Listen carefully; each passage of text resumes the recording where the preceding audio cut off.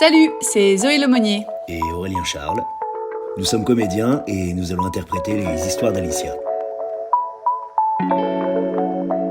Chaque semaine, dans cette deuxième saison de la série Aimable, nous vous raconterons un nouveau crush. Alors, prêt à sortir le grand jeu ? Épisode 2. Le timide et la forceuse.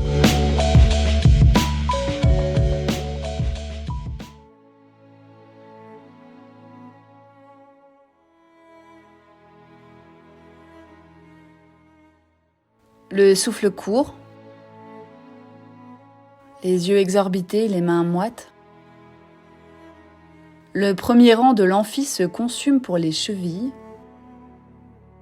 les cuisses et les fesses de Brigitte Bardot. En voilà une qui sait capter l'attention, par son talent et sa grâce, pas comme certaines.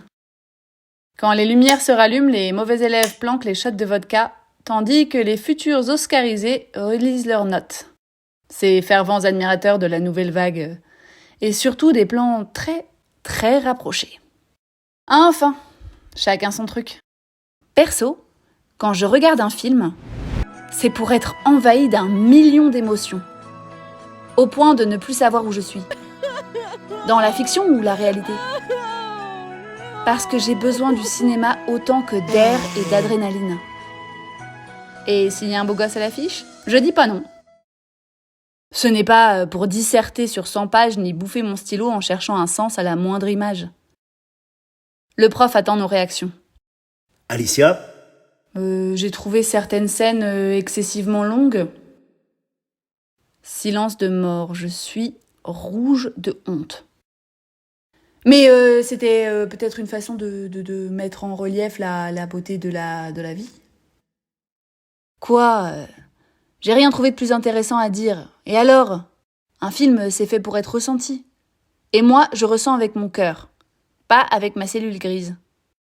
Cette passion sensible me fait souvent défaut auprès des autres étudiants. Ils sont polis, mais je vois bien dans leur attitude que mes goûts artistiques ne font pas l'unanimité.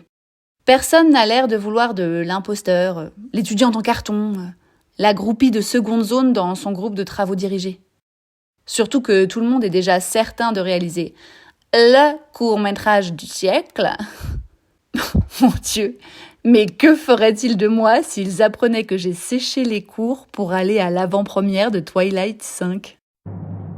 Je serais probablement fouettée en place publique. Ma remarque au ras des pâquerettes est vite anéantie par une analyse finement récupérée dans un bouquin, peut-être même sur Wikipédia.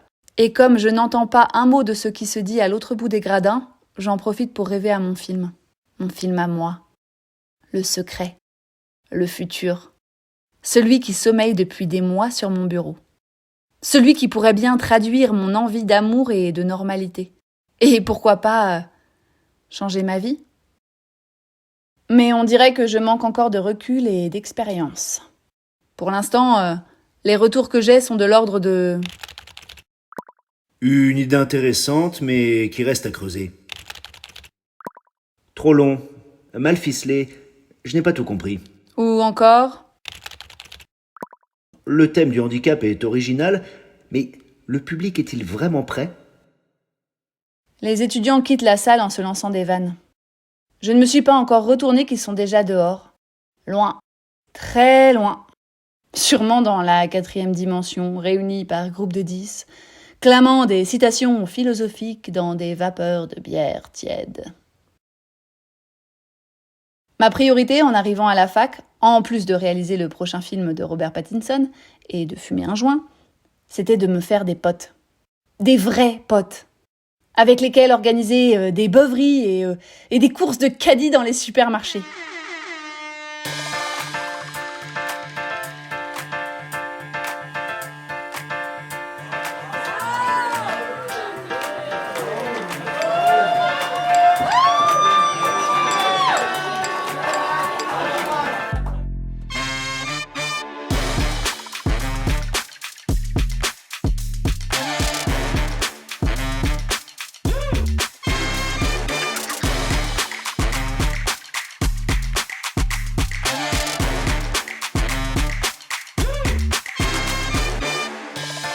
Sauf que la jeunesse n'a pas le temps d'attendre.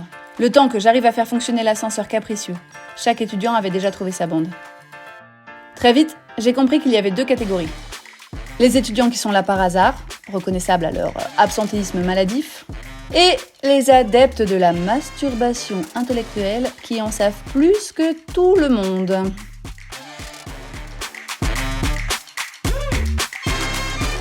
N'appartenant à aucune de ces catégories, je me réfugie dans mon petit chez-moi.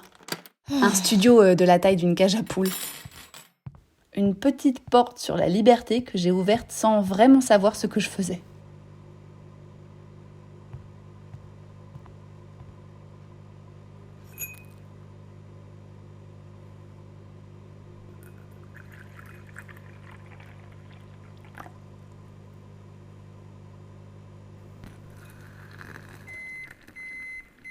Je crois que j'ai commencé à comprendre le prix de l'autonomie le jour où une aide à domicile hyper qualifiée m'a demandé si on faisait cuire le riz dans l'eau froide ou dans l'eau chaude. Là, j'ai su que ce serait dur. Très dur. Plus que jamais, je me venge sur l'écriture.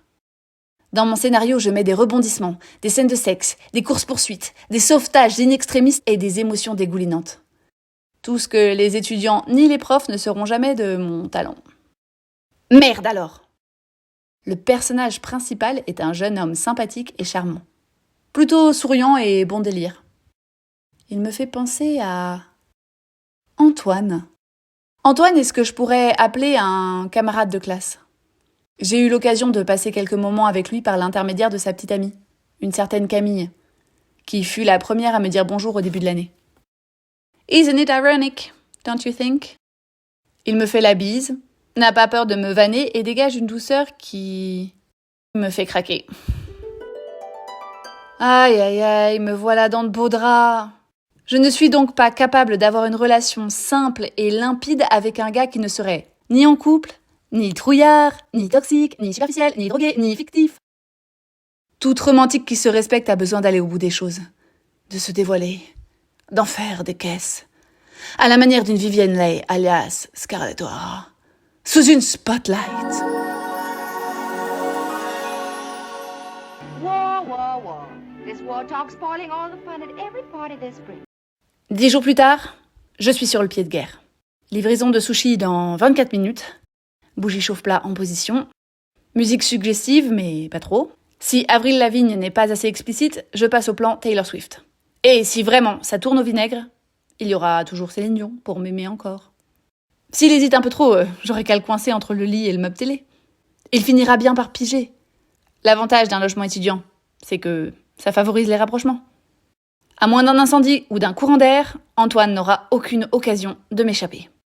Yes, I'm a bad bitch.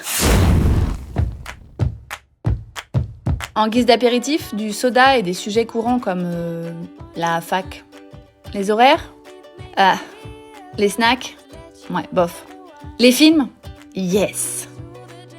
La surface de la pièce me fournit une bonne excuse pour plaquer malencontreusement ma cuisse contre la sienne. Antoine devient fébrile, sagement assis sur sa chaise. Alors, comment se sont passés les partiels pour toi, Alicia? Pas mal, je crois. Je m'inquiète plus pour le projet qu'on doit rendre à la fin de l'année. Tu manques d'inspiration? Oh non, des idées, j'en ai plein. Mais j'aurais besoin de quelques moyens et de mains habiles pour m'aider à les réaliser. Ah, Tu pourrais contribuer, Antoine? La chaudasse que je croise soudain dans le miroir me fait flipper. il fait chaud ici, non? Le dîner est plus détendu, mais je ne perds pas le nord. Ce soir sera peut-être la nuit où je deviendrai une femme. J'attends patiemment le dessert pour passer aux aveux. C'est vrai que c'est plus classe d'avouer son attirance avec du chocolat sur la bouche. Du coup, Antoine, je voulais te dire quelque chose. Ah ouais? Oh, le tiramisu est vraiment ouf! Tu l'as commandé dans quel resto? Je sais plus. Mais Antoine, c'est vraiment important. Il pose lentement sa cuillère, comme pour s'avouer vaincu. Je sais plus si c'est une bonne idée tout à coup. Tu ne te doutes pas un peu de ce que j'ai à te dire? Non. T'es sûr? Franchement, ça m'aiderait. Bon, alors, j'ai discuté avec Camille hier et elle m'a fait comprendre que tu m'aimais bien. Enfin, quelque chose comme ça. Bien, comment? Je sais que tu ressens plus que de l'amitié pour moi. Et je t'apprécie beaucoup, Mais... mais je partage pas ces sentiments. On est amis, non? Pitié, pas ça! Pas cette phrase qui va encore résonner pendant des mois entre mes deux oreilles. Tout à coup, plus rien. L'ambiance a radicalement changé et j'ai même l'impression que la musique s'est arrêtée. Antoine m'annonce que son père l'attend dehors, alors je réagis. Avant que tu partes, j'ai une dernière chose à te demander. Je t'écoute. Est-ce que tu veux bien m'embrasser? Alicia, je peux pas.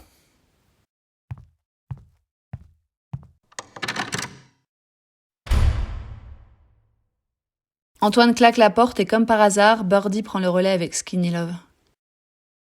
Il me semble que la télé diffuse un reportage sur la pêche en haute mer. Ah non, ce sont mes yeux qui ruissellent. Un SMS d'Antoine. Bien arrivé. Merci de t'être ouverte à moi comme ça. Sincèrement, je te souhaite tout le bonheur du monde. Je ne réponds pas, mais le cœur y est. Tout le plaisir est pour moi. Il ne manquait plus qu'un chagrin d'amour pour parfaire mon indépendance. On dirait que mon scénario se réalise. Car si le timide ne regretta pas sa décision, la forceuse avait dans la tête plus d'un grain d'ambition.